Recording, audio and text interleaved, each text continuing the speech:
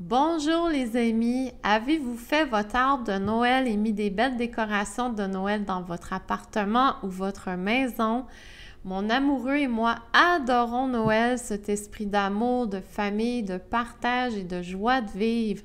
Mais on devrait toujours être dans l'esprit de Noël à chaque jour, n'est-ce pas? Pas juste une fois par année. Notre arbre est toujours prêt un mois d'avance et c'est un arbre avec des décorations anciennes de ma famille en Allemagne.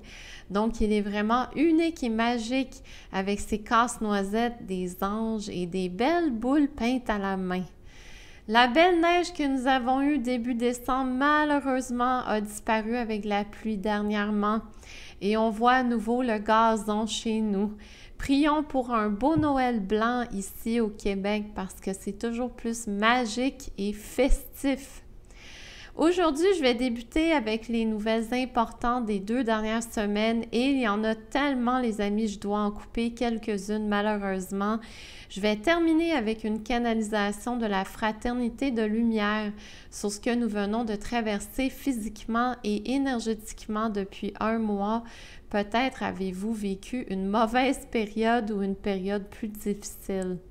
Je vous rappelle l'importance de vous concentrer sur le positif de notre monde 3D, car c'est facile de se faire aspirer vers le bas astral, surtout quand certains personnages colorés sont mis en place pour nous planter des peurs et nous faire perdre notre espoir dans le plan divin. Notre énergie circule avec nos émotions et nos pensées et la canalisation à la fin de cette vidéo devrait vous aider à vous replacer ou du moins retrouver votre paix intérieure. Post Canada a exigé le retour des 55 000 employés mardi le 17 décembre dernier, notre chiffre chanceux, et j'étais la première en ligne pour envoyer mes cartes de Noël à ma famille en Allemagne et des amis aux États-Unis. Quelle joie d'envoyer et de recevoir des cartes de Noël à chaque année. J'adore cette tradition et ça doit sûrement être parce que je suis écrivaine et je considère que les mots contiennent des vibrations et des guérisons aussi. Post Canada était fermé depuis le 15 novembre dernier. La partie triste est que les employés ont obtenu seulement 5% d'augmentation de salaire. Ils doivent attendre en mai 2025 pour négocier des meilleures conditions de travail. Donc, je suis de tout cœur avec vous, chers facteurs. Ils ont perdu un mois de salaire en passant juste avant le temps des fêtes. C'est très pénible. Et bien sûr, sans mentionner toutes les petites et moyennes entreprises qui ont perdu des millions de dollars juste avant Noël. C'est très triste. Mais derrière les portes fermées, que s'est-il réellement passé à Post Canada? Ça, c'est ma question. Est-ce qu'il y a eu du travail? Est-ce qu'il y a eu, bien sûr, une purge? Est-ce que le marais a été nettoyé? Nous allons avoir des nouvelles prochainement. Depuis mars 2020, le Québec est massivement contrôlé par les médias mainstream qui répètent la propagande pharmaceutique de l'État profond en boucle. Nous n'avons eu aucun débat médiatique au Québec et le très peu de célébrités qui se sont levées contre la fausse pandémie ont tout de suite reçu une avalanche d'attaques et d'insultes et se sont retrouvés seuls dans un coin. Contrairement à l'Europe, l'Afrique et les États-Unis, le Québec a vécu sous un seul narratif contrôlé depuis presque 5 ans et c'est une honte totale, vraiment.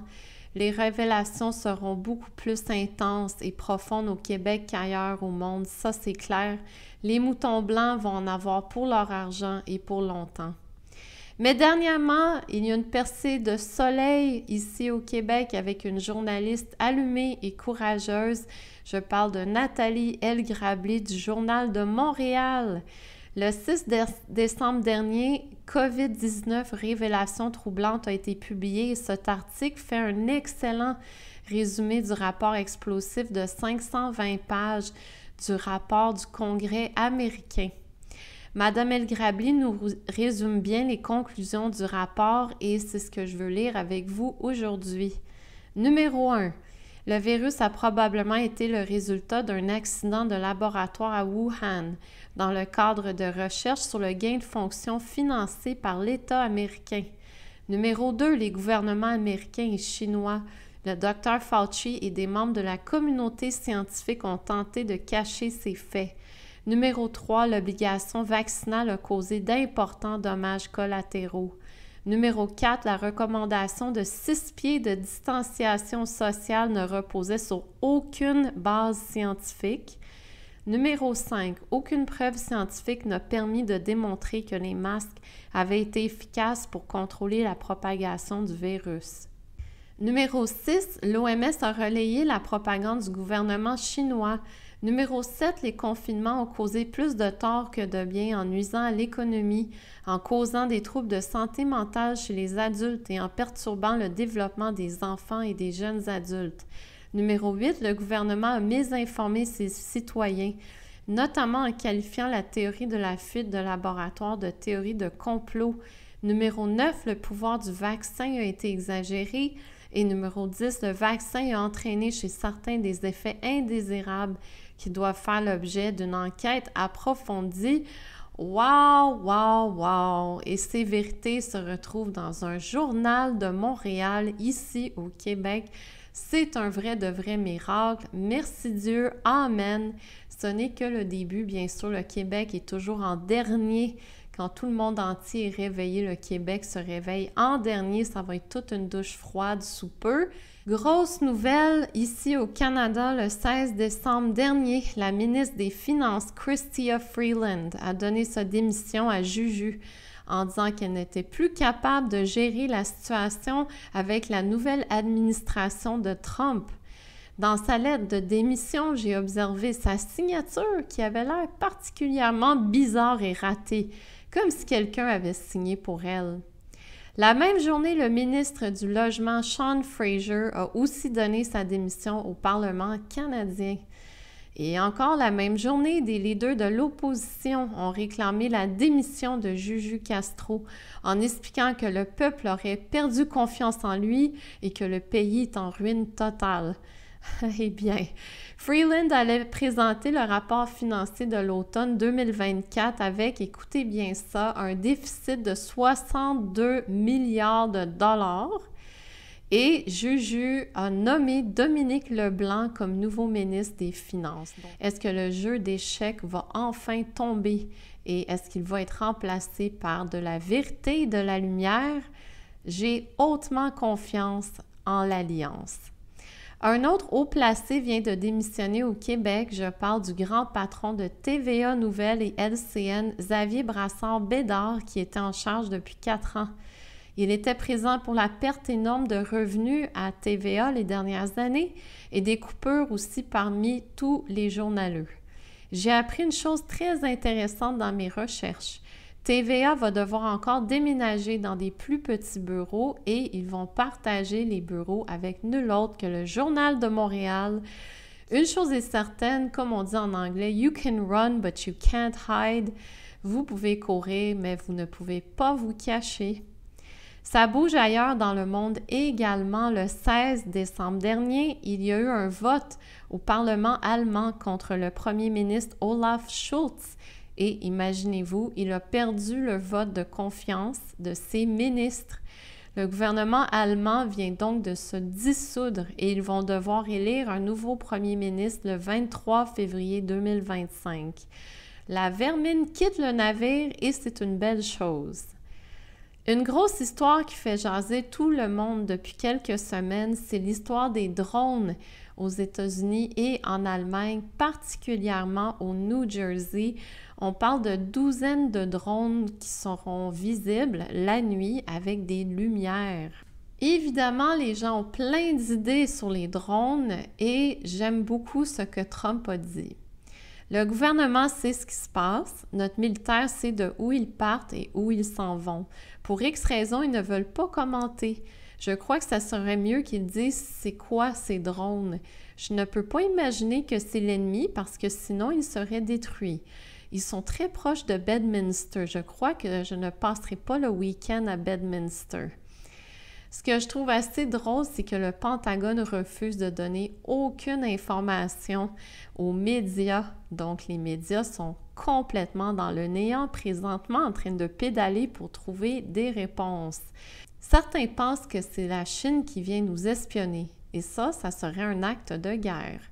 d'autres que c'est les bons extraterrestres, d'autres que ce sont les mauvais extraterrestres, et d'autres parlent du projet Bluebeam de l'État profond. Le projet Bluebeam, en passant, est une fausse invasion d'extraterrestres orchestrée par les gouvernements pour instaurer le nouvel ordre mondial, un contrôle total du peuple, en faisant croire que ce sont maintenant les mauvais extraterrestres, le pire ennemi, et non la Chine. Voici ce que j'ai reçu sur les drones en canalisation. Comme toujours, vous êtes libre de le prendre ou de le laisser. L'Alliance est derrière les drones. Trump est en contrôle de cette opération hautement importante. Les drones cherchent des criminels dangereux qui ont un mauvais plan en tête et le temps presse. En conclusion, si tout le monde peut voir les drones présentement, c'est que la situation est grave. Il faut agir de façon plus visible et c'est ce qui se produit. Donc non, je ne vois pas le projet Bluebeam en fonction, ni l'espionnage de la Chine, ni les bons ou mauvais extraterrestres. Je ne serais pas surprise d'ailleurs si la semaine prochaine, le Pentagone offre une fausse version de ces drones pour calmer le public. Deux belles nouvelles du côté du président Trump qui va commencer son 3e terme le 20 janvier 2025. C'est à ce moment que nous allons ouvrir notre bouteille de champagne, les amis. Nous attendons la journée officielle. Et ABC News et leur présentateur George Stephanopoulos ont conclu une entente le 14 décembre dernier. Ils vont devoir payer à Trump 15 millions de dollars suite à la poursuite de diffamation que Trump avait entamée en mars 2024 suite à un article qui l'insultait et l'attaquait comme toujours. ABC News va publier une excuse publique et aussi va donner 15 millions de dollars à une fondation de Trump et va devoir payer 1 million de dollars de frais d'avocat. Oups! Que se passe-t-il dans les médias traditionnels?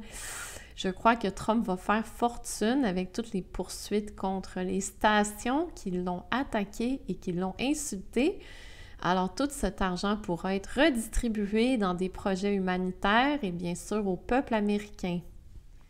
Dernière belle nouvelle de cette vidéo, car je dois me limiter en temps. Qui vient d'être nommé Person of the Year by Time Magazine, l'homme le plus attaqué, l'homme le plus insulté, l'homme le plus détruit de tout le monde entier, nul autre que Donald Trump. Comment peut-on logiquement expliquer que l'homme le plus attaqué par les médias se retrouve sur la page couverture de Time Magazine? Oui, Monsieur Trump, votre petit secret sur les élites fera grandement changer et avancer les choses dans les années à venir. Et je souhaite fortement que les grandes révélations arrivent en 2025 parce que le peuple est bien sûr fatigué, tanné et on a hâte de voir un nouveau et meilleur film. J'espère que vous avez reçu assez de bonnes nouvelles dans ma vidéo pour danser autour de votre arbre de Noël ou du moins installer votre arbre de Noël et fêter la magie de Noël. Je vous partage maintenant la canalisation de la Fraternité de Lumière que j'ai reçue concernant le dernier mois que nous venons de traverser. Chers frères et sœurs des étoiles, avez-vous eu plus de problèmes de santé dernièrement, plus de douleurs ou de malaise? Avez-vous eu des troubles majeurs de sommeil et de digestion? La guerre invisible augmente en intensité, autant sur Terre que dans votre ciel, et nous utilisons des armes plus sophistiquées qu'avant pour combattre le mal.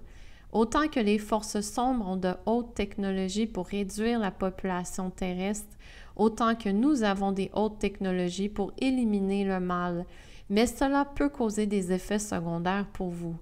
En même temps, Gaïa se réveille de plus en plus et reprend son pouvoir et sa force, donc les fréquences Schumann sont de plus en plus intenses et variées. Nous vous suggérons fortement de faire encore plus attention à votre alimentation et l'eau que vous consommez, ainsi que votre travail au quotidien. Il serait important et sage de réduire votre stress au quotidien, même de couper certaines activités stressantes pour vivre plus de calme et de paix intérieure. Ceux qui ne méditent pas encore, s'il vous plaît, méditez et videz votre mental chaque jour. Ceux qui ne vont pas dehors, allez dehors, bougez votre corps et prenez des grandes respirations d'air frais chaque jour. Il faut prioriser votre santé physique car vos zones de faiblesse seront testées. Il se peut que vous ayez des grandes difficultés physiques l'année prochaine si vous ne changez pas vos mauvaises habitudes. Suivez l'exemple des moines tibétains qui se lèvent avec le soleil, qui mangent peu, qui mangent végétarien et qui méditent énormément. Ils connaissent le chemin de liberté et de vérité plus que les autres mouvements religieux sur Terre. Il est encore plus important maintenant de vibrer la joie et l'espoir, car ces deux énergies vont aider la race humaine à monter vers des meilleures vibrations planétaires. Chaque personne contribue soit à élever la race humaine ou la maintenir dans le bas astral. Pour ceux qui ressentent beaucoup de solitude depuis les dernières années, n'oubliez jamais que vous avez des frères et des sœurs invisibles qui vous soutiennent, vous aiment et vous guident en tout temps. Nous venons de différentes planètes, différentes dimensions, mais nous ne sommes pas du tout différents de vous au niveau du cœur. Et nous travaillons avec vous pour libérer les forces sombres visibles et invisibles. À la prochaine!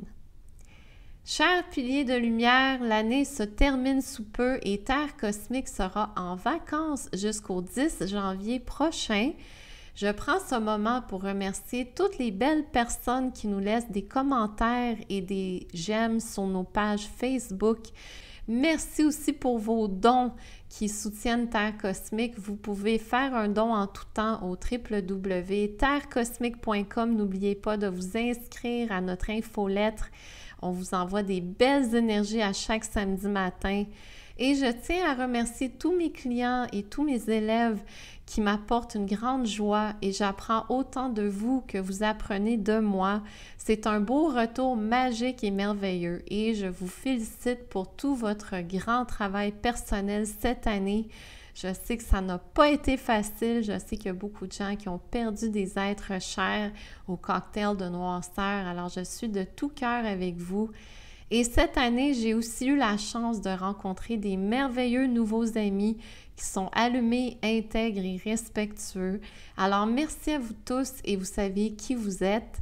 Je prends ce moment pour vous souhaiter un très joyeux Noël, rempli de douceur, de paix et de tranquillité. C'est des choses très importantes pour notre santé. Et avant de vous quitter, je veux vous montrer cette magnifique carte de Noël que Julie nous a faite.